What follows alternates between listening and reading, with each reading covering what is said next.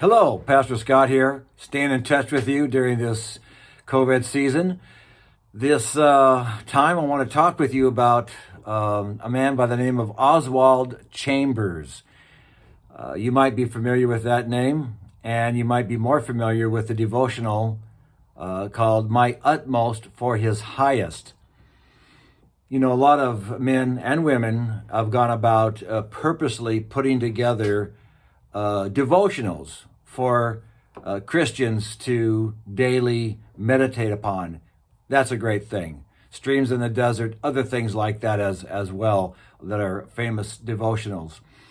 My Utmost for His Highest, that particular devotional, which is sold over 13 million copies, never started out as being for the purpose of having it as a daily devotional. Oswald Chambers was born in 1874. His parents were baptized by Charles Spurgeon. And Oswald gave his heart to the Lord as a teenager, and then at age 27 had a secondary experience, a secondary baptism, as he referred to it.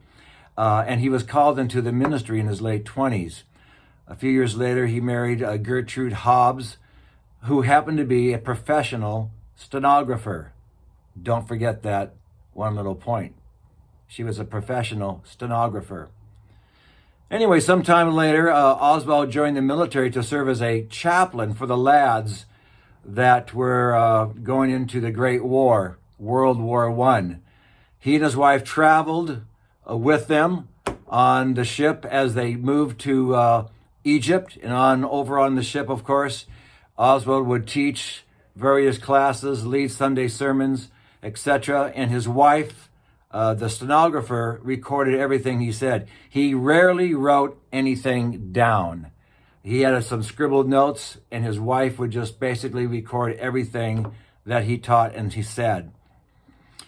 While stationed in Egypt, some time later, he came down with appendicitis, and the infection spread, and it took his life.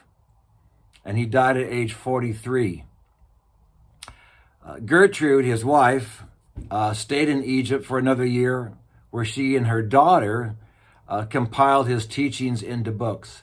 The daughter also became a stenographer, but she really helped with the organization of all of his teachings. And so she put them into just kind of a book form.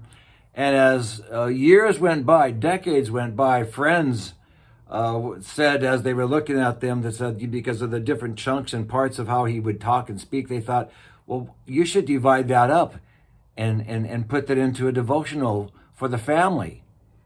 And she did. And then it grew from there and grew from there. And as I said, this devotional, My Utmost for His Highest, has now sold over 13 million copies.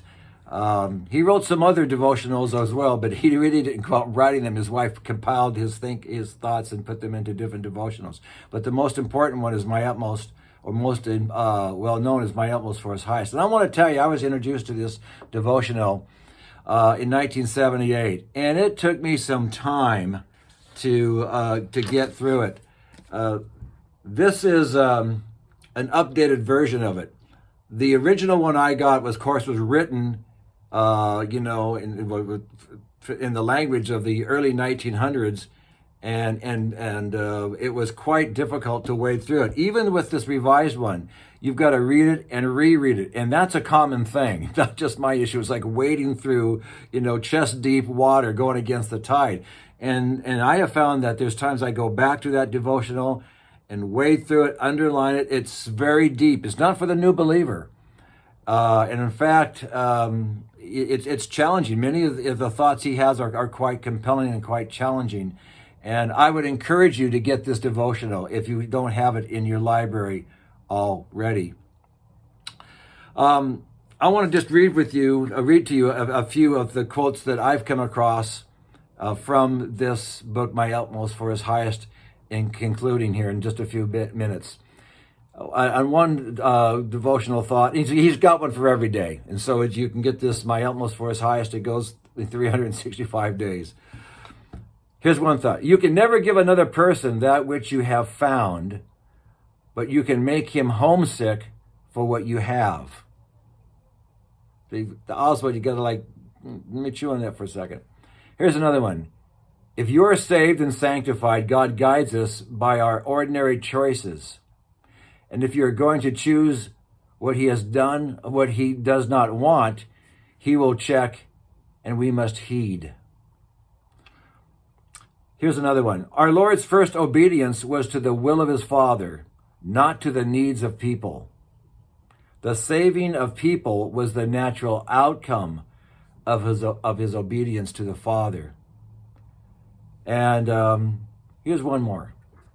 The snare in Christian work is to rejoice in successful service. To rejoice in the fact that God has used you.